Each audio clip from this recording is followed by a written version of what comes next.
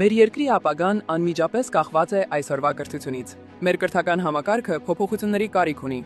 Կրթությունը պետք է գիտելիք փոխանցի եւ ձևավորի մտածող ու ակտիվ քաղաքացիներ։ Արման Թաթոյանը այն եզակի առաջնորդն է, ով լավագույնս տիրապետում է այդ գործիքակազմին։ Արդարությունը գալիս է, որպեսզի Հայաստանում դպրոցներ չփակվեն։ Սահմանամերձ քաղաքներում ու գյուղերում զարգացնենք դպրոցները։ Պարտադիր կրթությունը լինի 11-ամյա։ Այստեղ աշակերտը կստանա նաև միջին մասնագիտական որակավորում,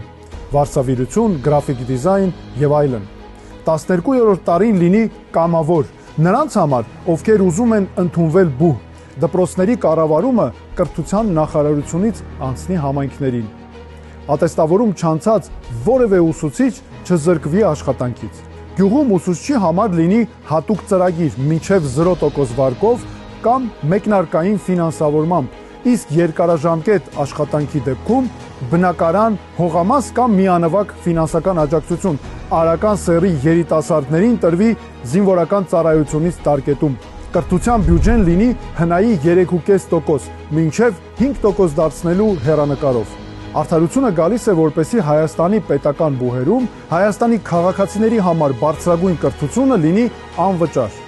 Մասնավոր բուհերում կամ վճարովի ծրագրերով սովորողների համար լինեն ուսման եւ ապրելու ծախսերի համար վարկեր, առանց ուսման ընթացքում վճարման։ Ապահովի պետություն բուհ աշխատաշուկա կապ։ Այդ թվում պետությունը պատվիրի մասնագիտություններ, երաշխավորի աշխատատեղեր։ Ձևավորվի բուհական 3 խոշոր կենտրոն՝ Հյուսիսում, Հարավում եւ Երևանում։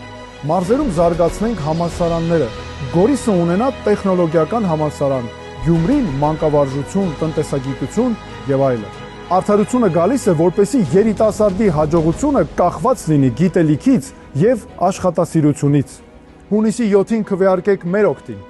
Արդարությունը գալիս է մեզ վերադարձնելու մեր երկիրը։ Առանց ձեր քվեի չկա արդարություն։